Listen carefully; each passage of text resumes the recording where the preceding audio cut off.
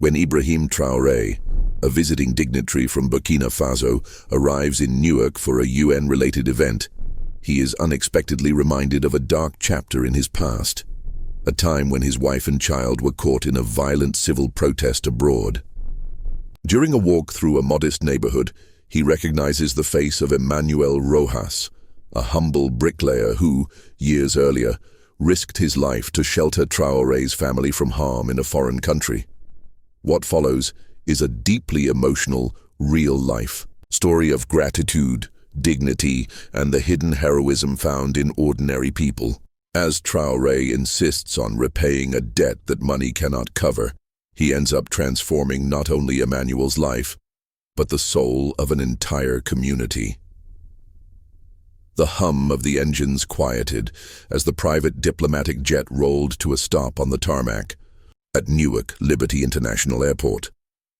Through the oval window, Ibrahim Traoré could see the hazy skyline of New York City in the distance, its silhouette both majestic and indifferent under the pale gray sky. Rain threatened but hadn't committed. Ibrahim adjusted the cuffs of his dark blue suit, his eyes tired but alert. This wasn't his first time in the United States, but it felt different. There was a heaviness in the air. Not political, not diplomatic, but personal.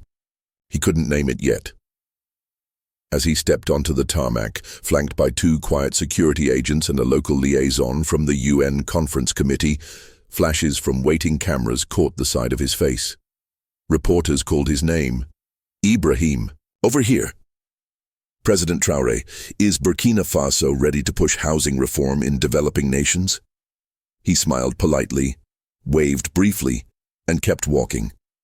In the black SUV that picked him up, the windows were slightly tinted, but Ibrahim could see enough. Newark was a city often mentioned in statistics, crime, poverty, transit, but rarely described for its soul. It was early afternoon, and traffic moved sluggishly past chain-link fences, abandoned warehouses, auto shops, and rows of brick buildings bearing the names of delis, laundromats, and churches. He noticed murals on cracked walls, faces of local heroes, of workers, of women holding children, painted with defiance and love. "Is this your first time in Newark, Mr. President?" asked the UN liaison, a young woman named Rachel with bright eyes and an agenda folder too full for a Monday. "First time? Officially, yes," Ibrahim answered, his accent subtle but distinct. Rachel smiled, unsure of what he meant. He didn't elaborate. As the SUV turned onto Broad Street, something caught Ibrahim's eye. A group of construction workers was gathered beside a half-finished building. They were on break, sitting on upside-down buckets, smoking, joking in Spanish. One of them stood near the edge of the sidewalk, sipping from a water bottle, his overalls covered in gray dust. Ibrahim's gaze lingered. The man was older than the others, mid-50s maybe. Strong frame, dark hair peppered with white, a quiet strength in his stance. Something in the slope of his shoulders, the calm in his face. No, it couldn't be. He leaned forward slightly. The SUV kept moving. Rachel kept talking about the schedule, keynote speeches, bilateral meetings, a dinner with the mayor. But Ibrahim's mind had left the vehicle. In his hotel suite, Ibrahim stood by the window, staring down at the street. He'd been in meetings all afternoon. People had clapped, taken photos, exchanged cards. He had spoken of urban dignity, of housing justice, of infrastructure as a human right, but he couldn't stop thinking about the man by the construction site. A memory flickered. Smoke, sirens, the sound of distant screaming. His wife cradling their son behind an overturned cart. A man with strong arms lifting them, running, disappearing. It had happened almost 9 years ago in Casablanca. They had been caught in the wrong place during a violent protest while Ibrahim was attending a regional summit. He had never told the full story publicly. Only his wife remembered it in detail. and only she had ever described the man. "I never saw his face," she had said, "but I remember his voice, calm, gentle, and his hands, rough, like he worked with stone." That night, Ibrahim didn't sleep much. Instead, he walked to the hotel balcony with a notebook in his hand. He began to sketch the outline of a man. No face, just posture.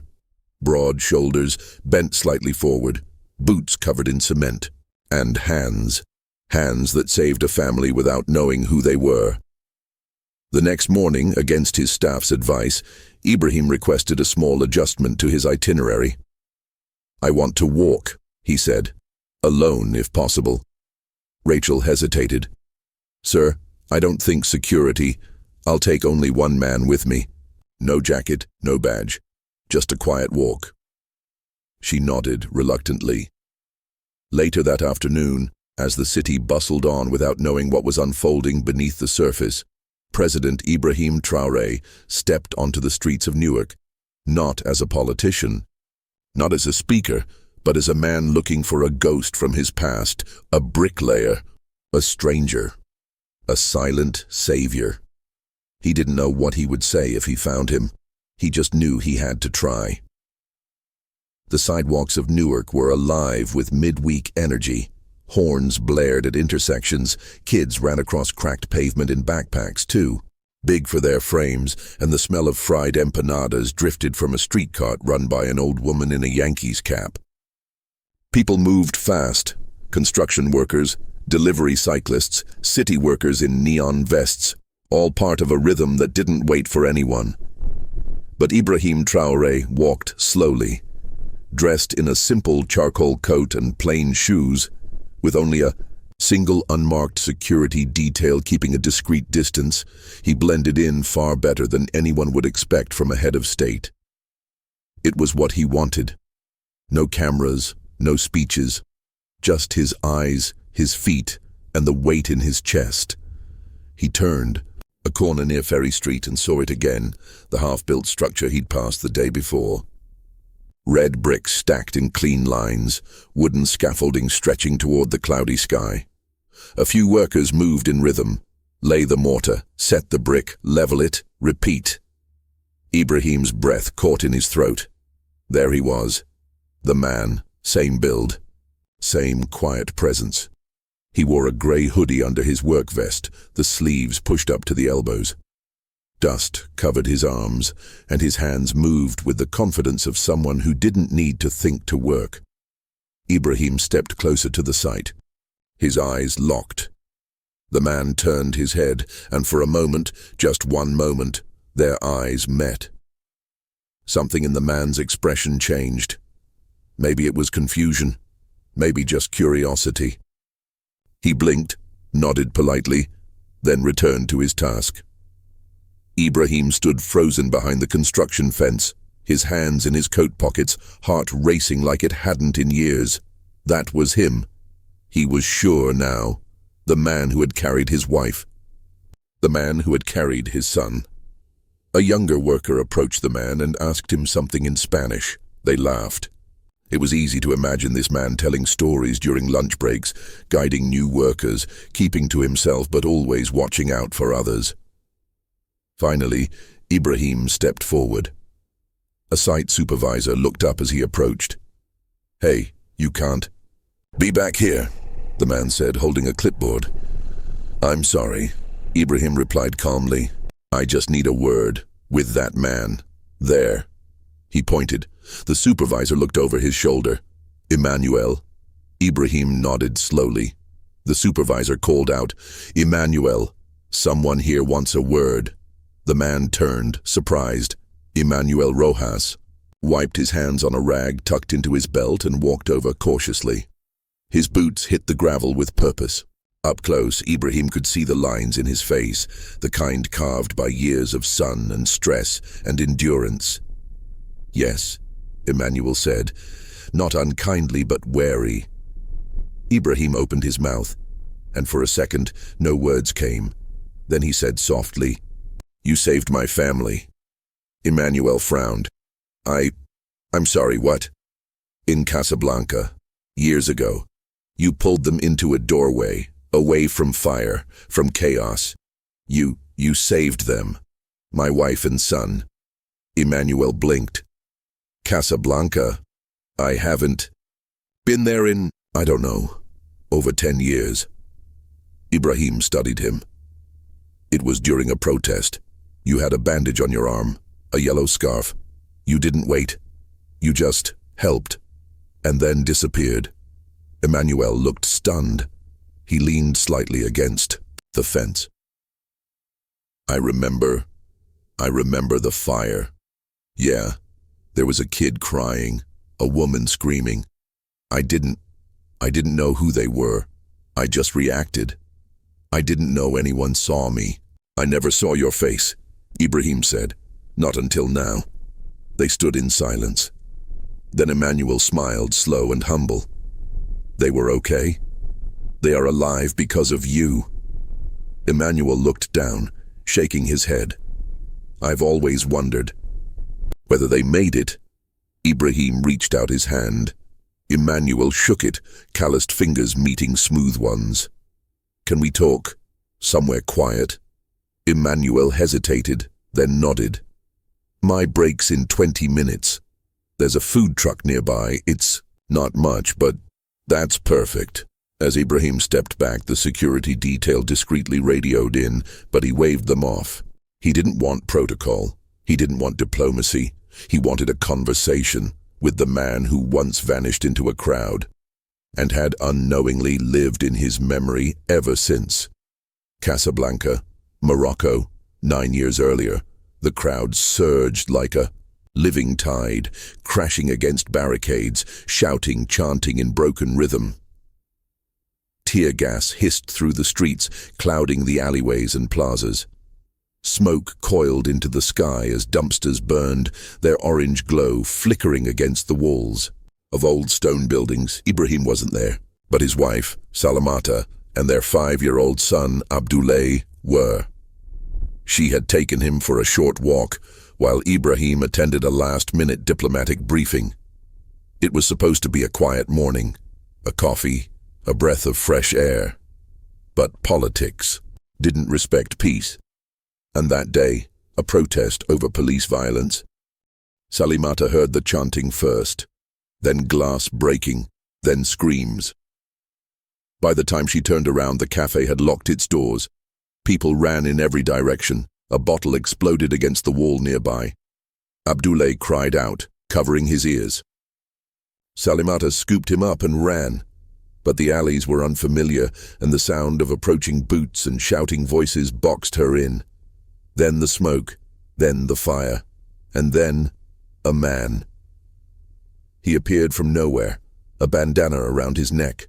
Work. Gloves in one hand, he looked at her, no panic in his eyes, and gestured quickly. Vite, par ici. Quickly, this way. He pulled open a side gate that led to an abandoned courtyard behind a closed bakery.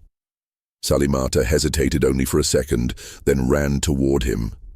He reached out, took her son in his arms without asking, and ducked into the narrow passage. Bevo! Body shielded the child. His voice remained calm. Stay low. Don't talk. The space was small, filled with broken crates and a cracked bench. From inside they could still hear the street erupting. People ran past, some limping, some bleeding. The man crouched beside them, one hand on the boy's shoulder, the other holding a heavy metal pipe, just in case. Salimata stared at him, trying to read his face. He wasn't like the others. He wasn't running. He wasn't afraid. Just focused. Abdoulaye clung to him without question. After 10 minutes that felt like an hour, the crowd moved on.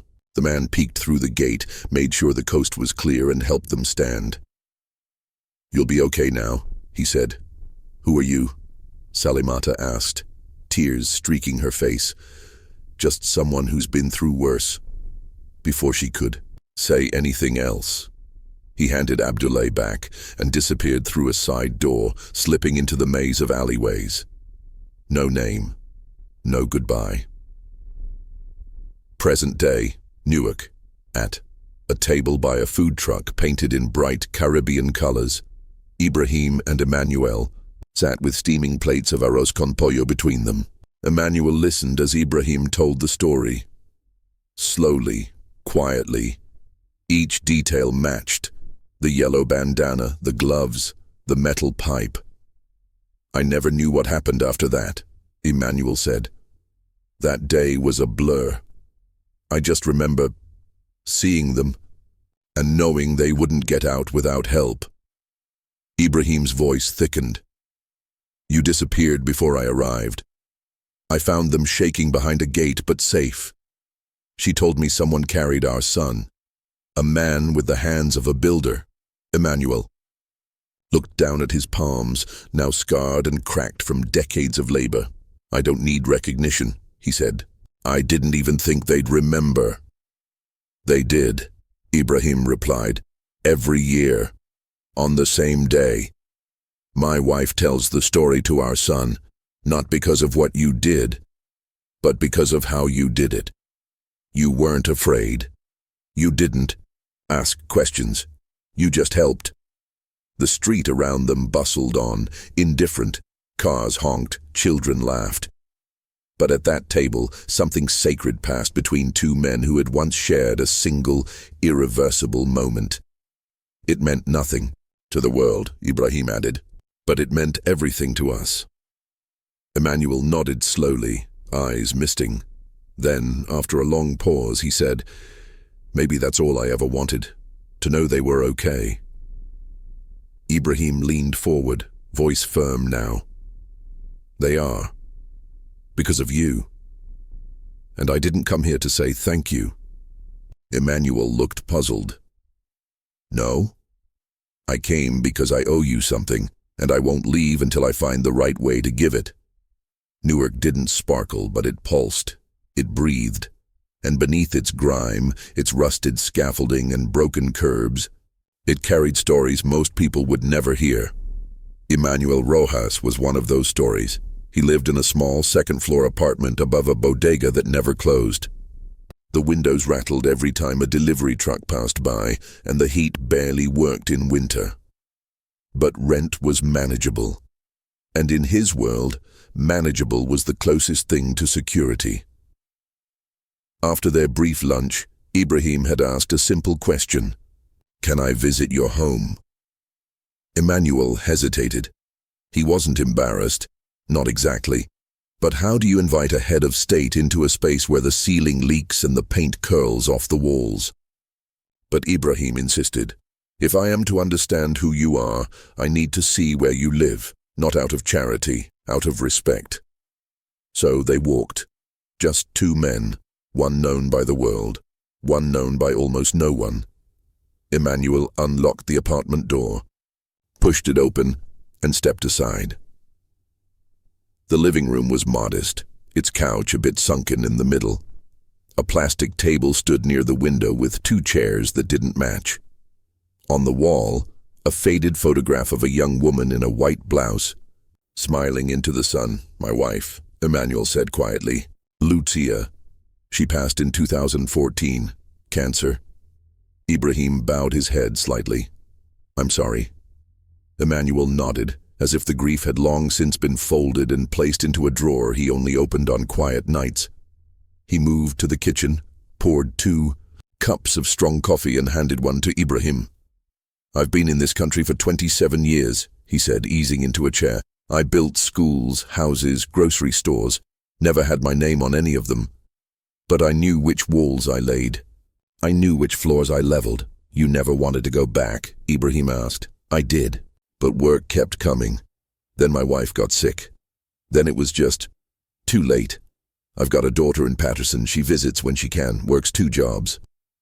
The place was filled with small signs of resilience, patched wiring, books stacked on a cinder block, shelf, a calendar with days circled in red, likely paydays.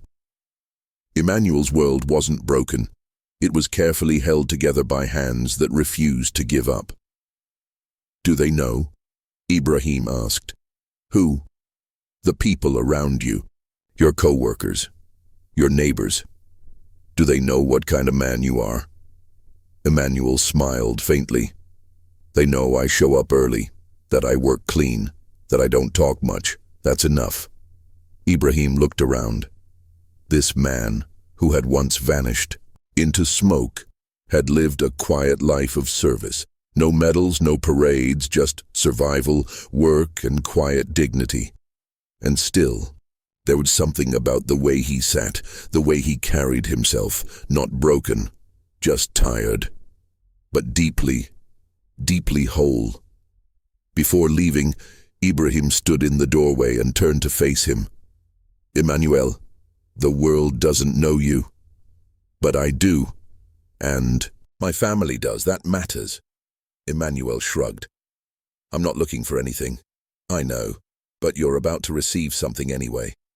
What do you mean? Ibrahim gave a small, quiet smile. You'll see. He stepped out into the stairwell, his coat fluttering behind him. The security guard waiting by the sidewalk raised an eyebrow as Ibrahim passed. What now, sir? He asked. Ibrahim looked back up the stairwell once more, thoughtful. Now, he said, we build something for the man who built so much for others. That night, Ibrahim sat by the window of his hotel room. Newark's skyline blinked modestly in the distance. Not the glitz of Manhattan, not the elegance of European capitals, just smokestacks, antennas, construction cranes, and the low hum of a city still working after dark. He held a photograph in his hand. It was taken just hours before. Emmanuel, seated in his kitchen, hands around a chipped mug, with the sunlight falling across his shoulder. The man had no idea Ibrahim had snapped it. But it said everything. A man who lived honestly. A man who never asked for anything. A man who deserved the world, but never expected even a slice of it. Ibrahim opened his notebook. Inside were names, numbers, addresses, discreet contacts. No press, no aides. Just people he trusted, people who made things happen quietly. He picked up his phone and called Adama, his most discreet advisor back in Ouagadougou. I need something, he said simply. Of course. Tell me. A home, built here, fully paid, in his name. For Emmanuel, yes, but not as a gift. Adama hesitated. Then, as what? As recognition, as a foundation, as repayment for a debt. The world doesn't remember, but I do. And the man. He must never feel small in this. No speeches, no charity. This must feel like a door opening, not a handout falling from the sky. Adama was silent for a moment. Then, I'll find the right people. Quiet builders. Lawyers who know how to keep documents clean and sealed. Do you have the property in mind? Not yet, but I will. He ended the call and looked back at the skyline. 2 days later, Ibrahim walked again to Emmanuel's construction site. This time, he wore jeans and a baseball cap. No one gave him a second glance. Emmanuel looked up from a wheelbarrow full of gravel, surprised. You came back. I said I would. Ibrahim smiled. I want to learn something today.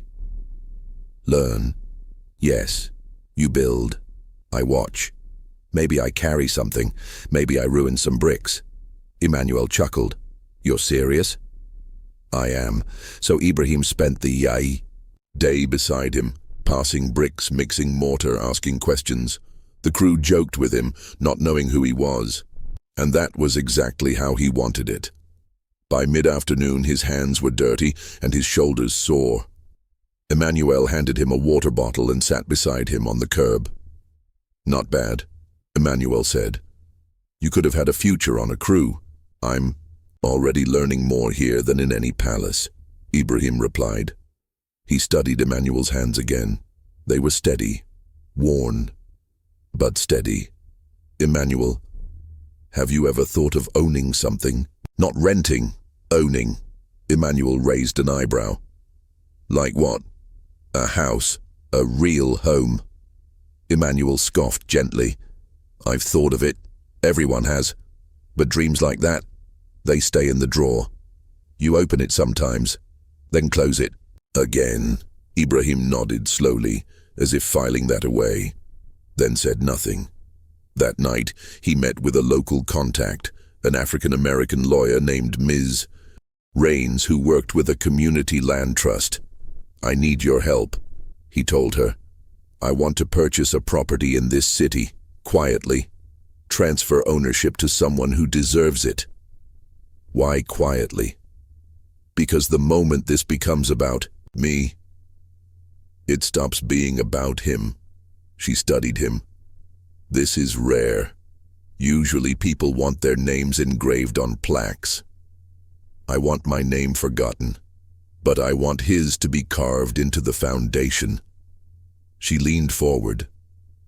"Let's find him a home." By the end of the week, they had 3 possible properties: a modest single-story house in East Orange with a small garden and room for a workshop, a duplex in a quiet corner of Ironbound, perfect for multi-generational living, and a fixer-upper in the South Ward, rough around the edges, but with solid bones and room to grow. Ibrahim stood in each one silently, imagining Emmanuel in them, hearing laughter in the halls, seeing a man finally resting after years of building for others. When Ms. Rains asked, "Which one feels right?" he answered without hesitation, "The one with the garden. He needs something that grows."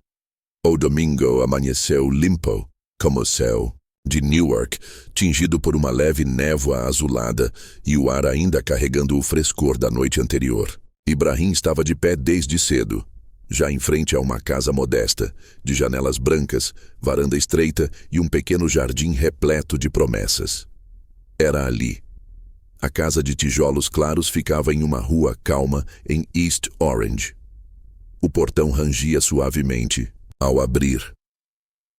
A grama precisava de poda, as flores estavam por vir, mas o chão era firme, o lugar parecia paciente, como Emmanuel.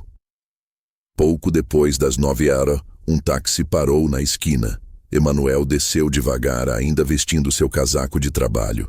Ele olhou em volta, confuso, e só então avistou Ibrahim, esperando junto ao portão com as mãos nos bolsos e um sorriso contido. "Você me mandou esse endereço sem explicar nada", disse Emmanuel. "Eu precisava que você visse primeiro, antes de dizer não." Dizer não a quê? Ibrahim deu um passo para o lado, abrindo o portão com a mão. "Entre." Lado a lado, eles caminharam pelo corredor estreito da casa. A madeira do chão rangia levemente, mas havia luz entrando por todos os cômodos. A cozinha era simples, os 2 quartos recebiam o sol da manhã. No fundo, uma pequena porta levava ao quintal, e foi ali no quintal que Emmanuel parou. O jardim. Um canteiro vazio de terra, cercado por ervas daninhas. Nada brotava ainda, mas o potencial era nítido. "Você me trouxe aqui para mostrar isso?" perguntou Emmanuel, a voz mais baixa agora. "Não", disse Ibrahim. "Eu te trouxe aqui porque essa casa é sua." Emmanuel virou-se lentamente sem entender. "Como assim? Ela está no seu nome, já está paga. Nenhum banco, nenhuma dívida. A escritura será entregue amanhã." "Mas eu não posso aceitar isso. Eu não pedi por isso. Eu não salvei ninguém esperando algo." "I know", disse Ibrahim com firmeza. "Just like you didn't hesitate when my family needed you. I'm not giving you charity, Emmanuel. I'm restoring equilíbrio." Silêncio. O barulho distante de um carro passando, o farfalhar leve das folhas. O mundo continuava girando, mas, ali, naquele quintal, o tempo parecia ter parado. Emmanuel olhou para o jardim, depois para a varanda. As mãos endurecidas pelo cimento tremeram um pouco. "Você tem certeza?" ele perguntou quase num sussurro. "Eu tenho certeza de que essa é a primeira coisa que alguém deveria ter feito por você há muito tempo." Emmanuel assentiu, lentamente. Não havia como dizer obrigado por algo assim sem parecer pequeno. Então ele não tentou. Em vez disso, caminhou até o solo e ajoelhou-se. Pegou um punhado de terra com a mão. Sentiu o peso, a textura, o cheiro e sorriu. Última cena. Enquanto Emanuel caminhava sozinho pela casa, sentindo cada canto com o cuidado de quem reconhece o valor das pequenas coisas, Ibrahim permaneceu no portão, observando, em silêncio. Satisfeito, antes de ir embora, escreveu algo num papel e deixou na caixa de correio. This world is full of people who never ask for anything, but deserve everything. This is just the beginning. IT.